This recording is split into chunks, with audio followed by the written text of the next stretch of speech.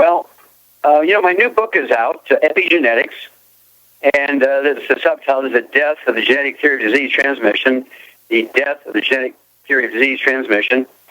And, of course, the whole premise of the book is that there are literally thousands of failed medical theories that fill the halls of science. There's many of them that are, there's many of them that are well-known, many thousands of them that are not well-known. And so I would just kind of get the book. You'll kind of view hundreds of them, all the failed medical theories, and then you get the truth. Some of the failed medical theories include evil spirits, astrology, spontaneous generation of disease. That's one where they put a piece of meat outside, the next morning it'd be maggots all through. Well, there you go. There were no maggots in there yesterday. Look at that. They just spontaneously generated. Well, if they had sat there all night with the fire going, they'd notice the flies coming down and laying eggs on the meat, and the eggs generating into maggots. It's just simple observation there. And then the four humors. That one lasted for several thousand years. And, of course, how do they try to correct things? And one of those humors, which included yellow bile, black bile, phlegm, and blood, they would bloodletting. Of course, they killed our president, George Washington. The physicians did. He dodged British bullets during the Revolutionary War and survived. But when he had a cold, an upper respiratory infection, the medical doctors killed him by taking out 4 quarts of blood. Oh, a little too much even for a big guy like George Washington. And, of course, the fat theory, they wanted you to believe that 1901, a machine lubricant that was to help keep factories going during the peak of the Industrial Revolution was bought by a machine lubricant, and Procter & Gamble wanted to make soap out of it, and women were making their own soap back at that point in time, and so they had a hard time selling it. Said, well, we'll just turn it into food. And so they took this machine lubricant and called it Crisco and sold it as a shortening to replace lard, cream butter, and eggs and so forth. And, of course, people resisted that. And so they came up with a big lie.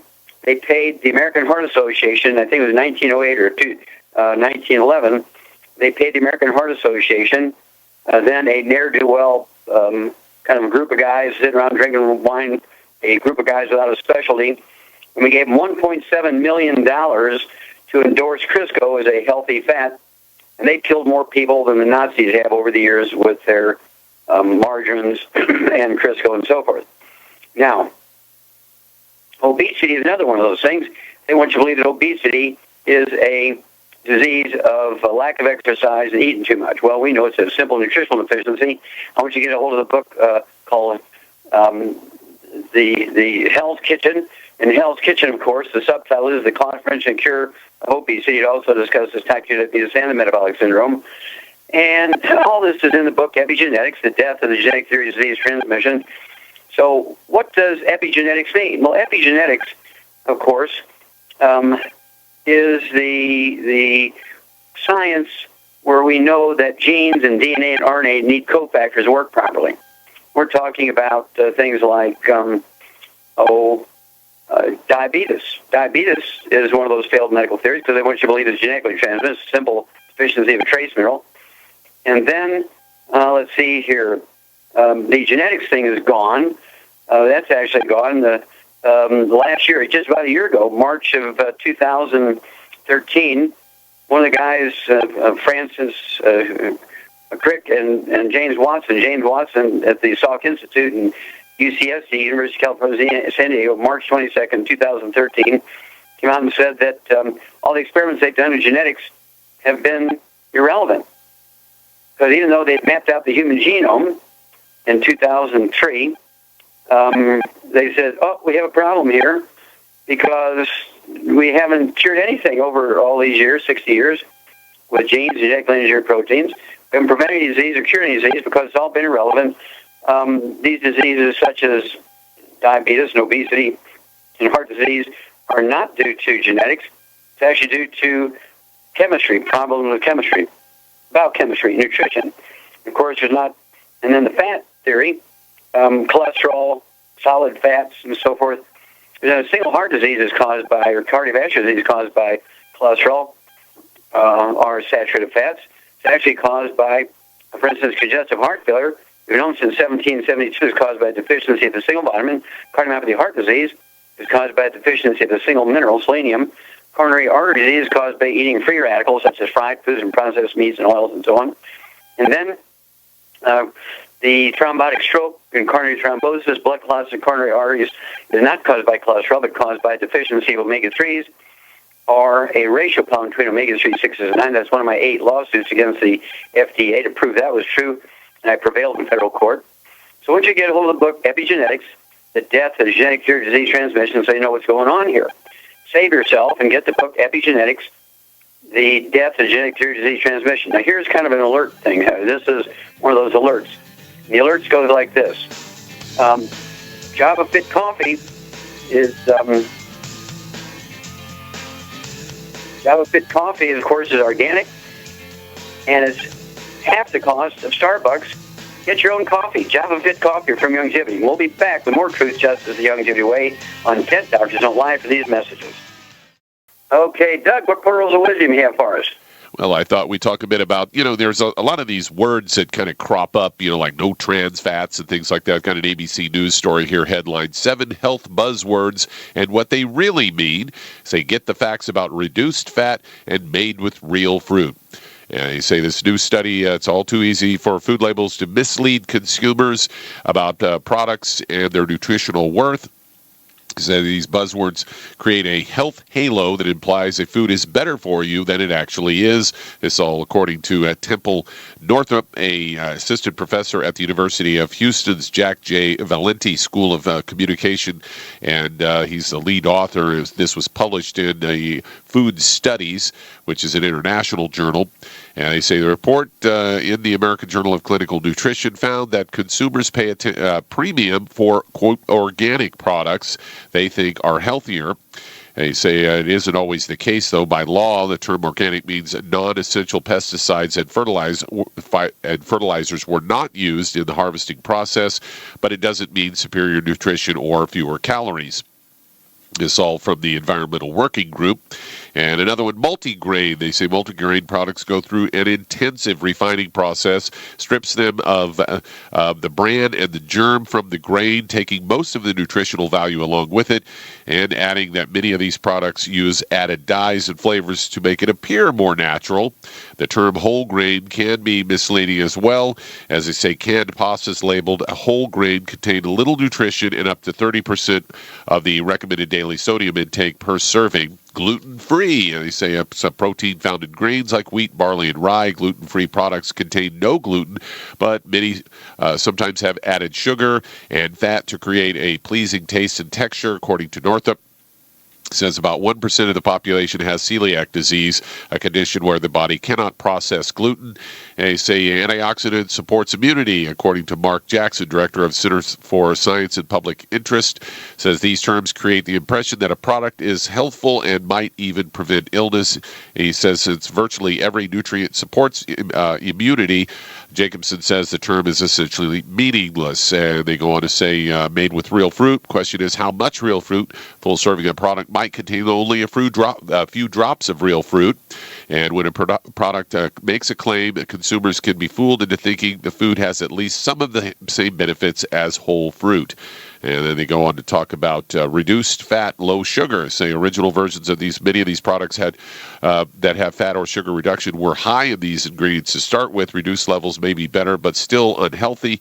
FDA has defined low-fat claim, but often used foods like mayo, chips, and baked goods that are largely devoid of nutritional value. And then the final one was no GMOs. They say this claim is irrelevant to health since there's no evidence that foods derived from genetically engineered plants pose a health risk. I would tend to disagree with that. And they say most foods flagged as containing GMO are using a soybean oil, sugar, or other ingredients derived from genetically engineered plants.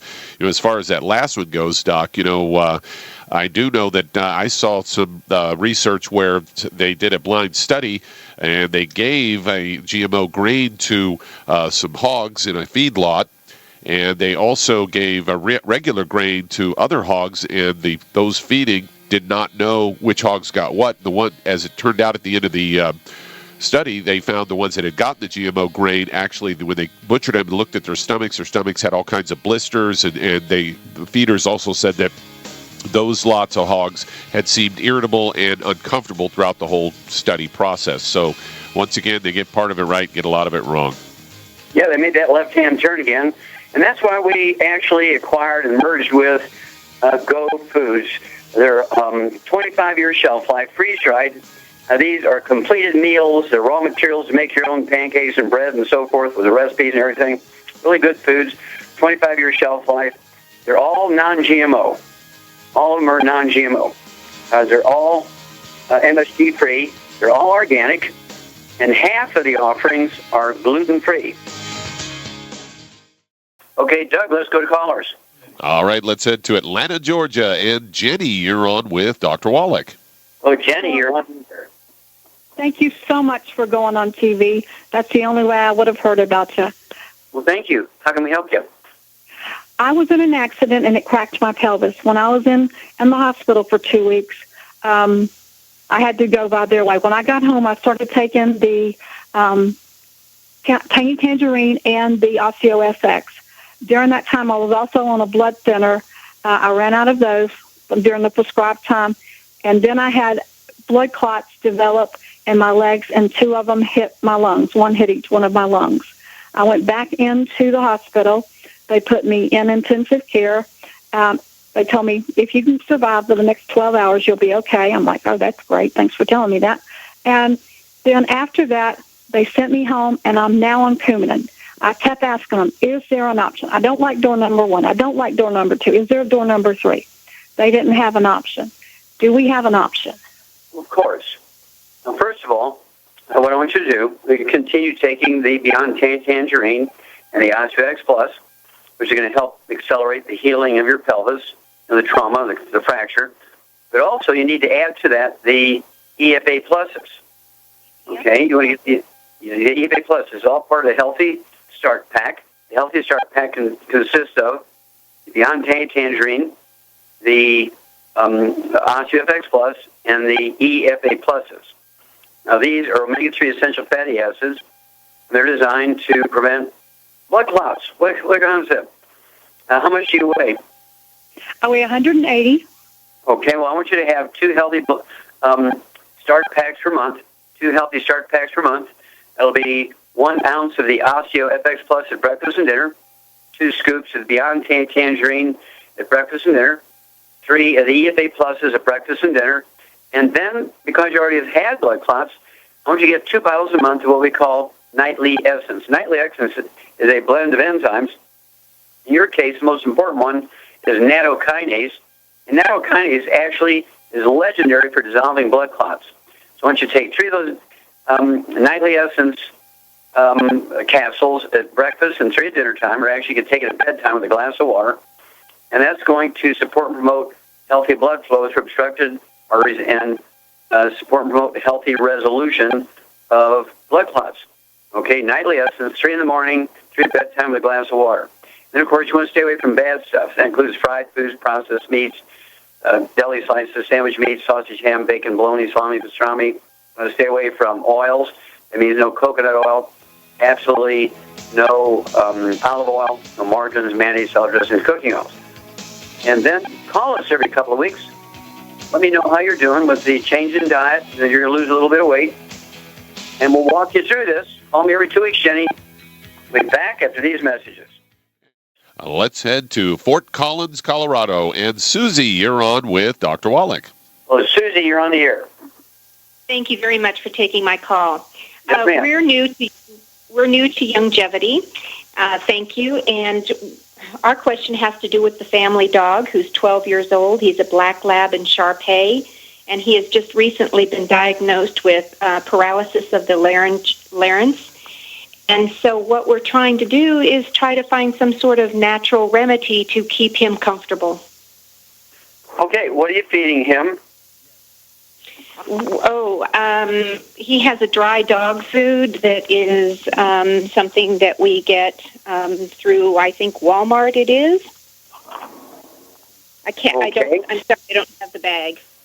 And I purchased your pet products but he had trouble taking those, especially the powder. Oh, the Arthrodex? Yes, I have that, and I have the Pet Patrol. Uh-huh. Perpetual, yeah. Okay. Well, first of all, humans get this sort of thing, dysphonia, that sort of stuff. And it's actually a paralysis of the ninth cranial nerve, the laryngeal nerve. And this happens from osteoporosis of the skull. And a lot of times, these dogs, what does this dog weigh? He's probably 75. 75 pounds, yeah. Make sure that this dog food does not have any grains in it. No grains, particularly wheat, barley, rye, and oats. The reason is dogs get disease like gluten intolerance like we do. Does this dog ever lick between his toes or scratch himself or have hot spots or anything like that? No. Okay. The reason I'm asking is that they actually get gluten intolerance. They can get constipation, they get diarrhea, they get wheezing and asthma and all kinds of stuff, just like humans do when you have gluten intolerance. What happens when you have gluten intolerance, you cannot absorb nutrients. You are not what you eat, you are what you absorb. This happens in animals too. And so I would make sure that he's on a dog food that is appropriate for his body weight. Large breed dog food for 50 to 100-pound dogs, 75 seems to be right in the middle of that category. It'd be 3 scoops a day of the Arthrodex. It's 1 scoop for 25 pounds of body weight. If you have to wet that dog food a little bit with some milk or something like that, so that the powder will stick to it. You're the human, you're the leader, the dog is the dog, and so you just figure out a mechanical way to get it into him. But absorption seems to be the problem here. We'll be back after these messages. Let's head to Massachusetts, and John, you're on with Dr. Wallach. Well, John, you're on the air. Hello, and thank you. Yes, sir. How can we help you?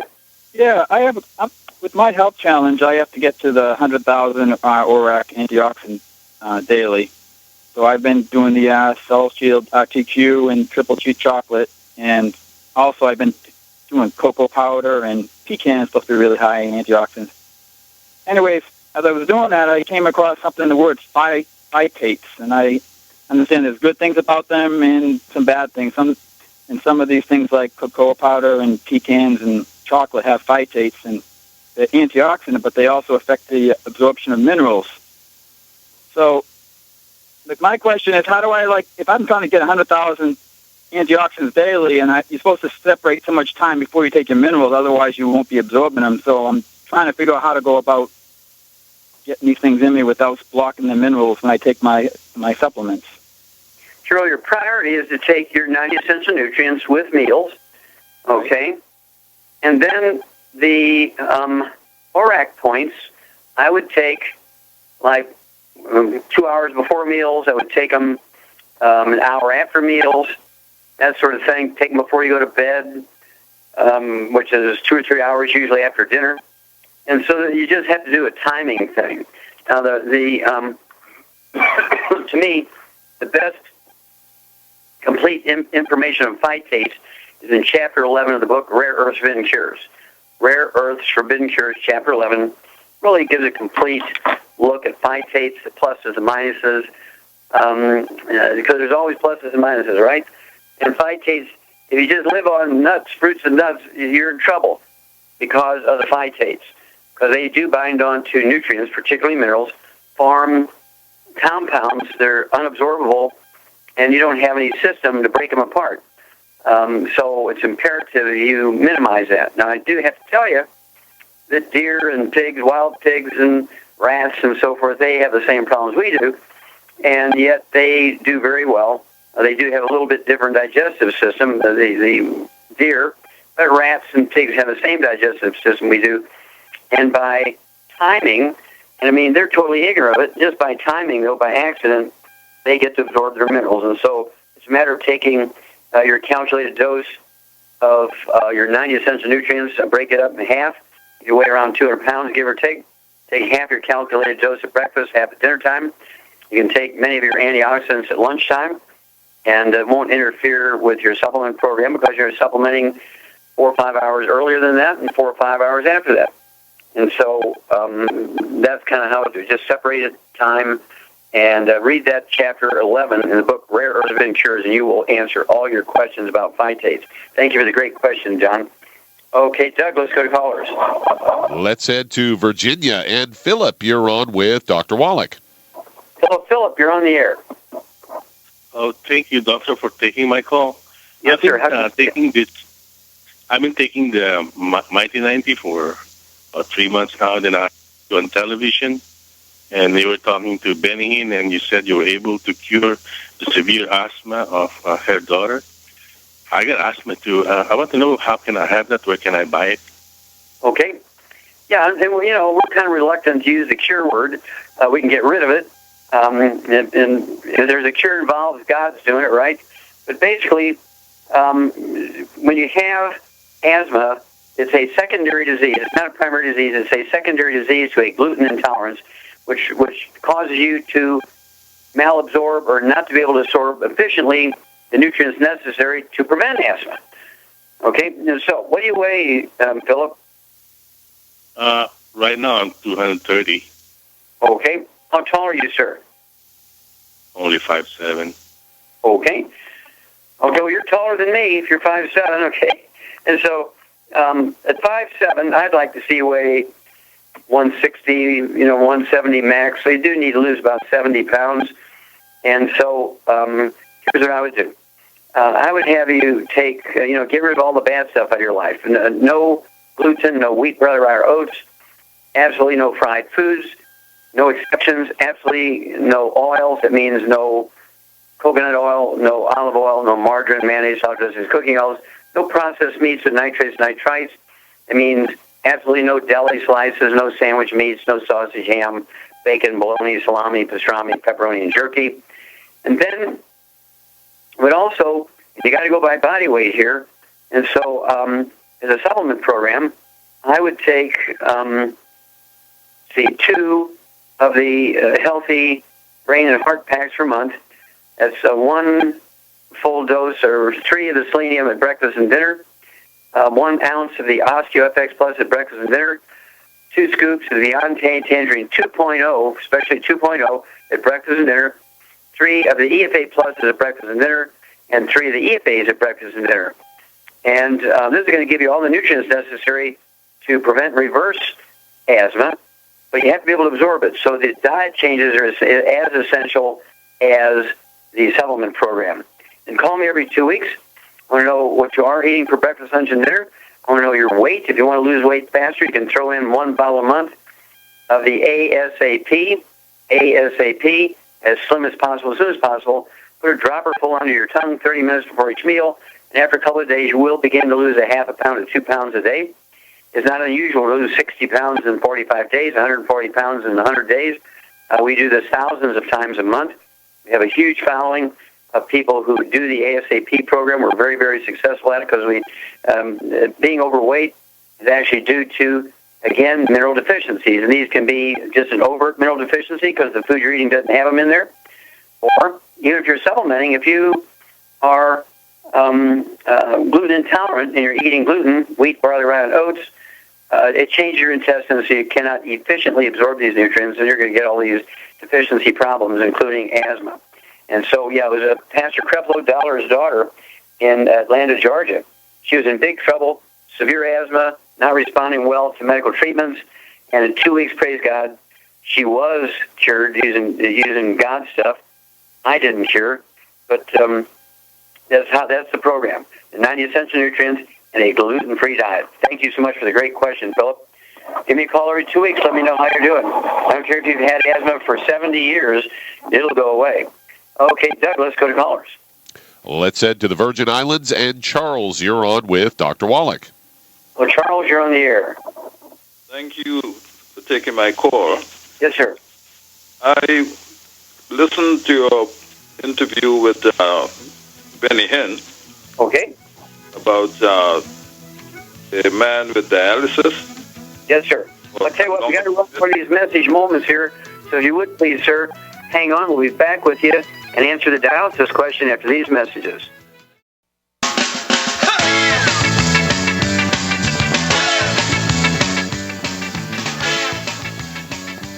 We're back with Dead Doctors Don't Lie on the ZBS Radio Network. Dr. Joel Wallach here for Youngevity and 95 Crusade. And Doug, let's go right back to the Virgin Islands and Charles. Now, do you have diabetes as well as kidney problems? Yes, diabetes and high blood pressure. Okay. When you have kidney failure, there's nothing wrong with your kidneys. I want to repeat that, Charles, because it flies in the face of everything your doctor will tell you. When you have kidney failure, there's nothing wrong with your kidneys. When you have elevated creatinine, which is above 1, normally the normal creatinine is 0.9, 0.8 kind of thing. Do you know what your creatinine is? No, I don't remember it. Okay, that's fine. But are you already on dialysis? Yes, for the 6th of this month made 8 years. Okay, it's 8 years. Okay. Yeah, I have people who've been on dialysis for 73 years, 60 years, 50 years, 40 years. We can always reverse it because the premise is 99.9% of the time when you have kidney failure, quote unquote, there's nothing wrong with your kidneys. What do you weigh, Charles? 147. Okay. And do you have any other issues, dry skin, a history of asthma, bronchitis, anything like that? No bronchitis, no. Okay. You ever had belly problems, constipation, diarrhea, appendicitis, colitis, irritable bowel syndrome? Constipation. Constipation, okay.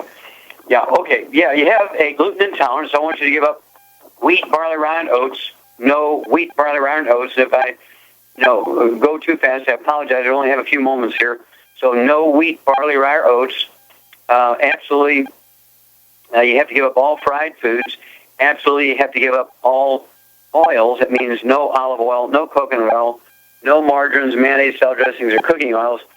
And no processed meats with nitrates and nitrites. No deli slices, no sandwich meats, no sausage, ham, bacon, bologna, salami, pastrami, pepperoni, and jerky. All those no-nos have to go away. And then for 147 pounds, because you have diabetes, I'd be a little heavy-handed here. I would have you take 2 of the healthy blood sugar packs per month. It'll be 1 full dose of each of the 4 products at breakfast and 1 full dose of each of the 4 products at dinner time. That's 1 ounce of the Osmotic Plus at breakfast and dinner, 2 scoops of Beyond Tangy Tangerine 2.0 NutriCrystals at breakfast and dinner, 3 of the EFA Plus at breakfast and dinner, and 3 of the Sweeties at breakfast and dinner. And check your fasting blood sugar every morning before you medicate yourself. And as your blood sugar drops below 100 for 5 days in a row without medication, you don't need your medication anymore. But you do need to stay on the 90 essential nutrients, including the healthy blood sugar pack, including the Sweeties, forever. Now, for the kidneys specifically, there's nothing wrong with the kidneys, but it's actually a blockage of the little microscopic afferent arteries that carry the dirty blood into the filtering units. So once you take 3 of our Ultimate Daily tablets at breakfast and dinner, that's 1 bottle a month.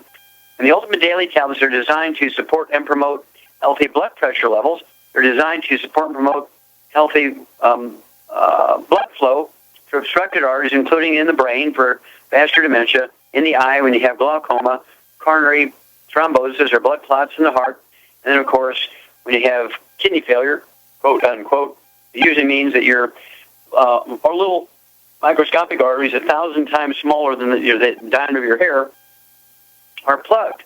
And the Ultimate Daily tablets are designed to actually get the blood flowing through them. Every once in a while, I'll run into a resistant case, and they only get like 25% benefit from this program for kidney function.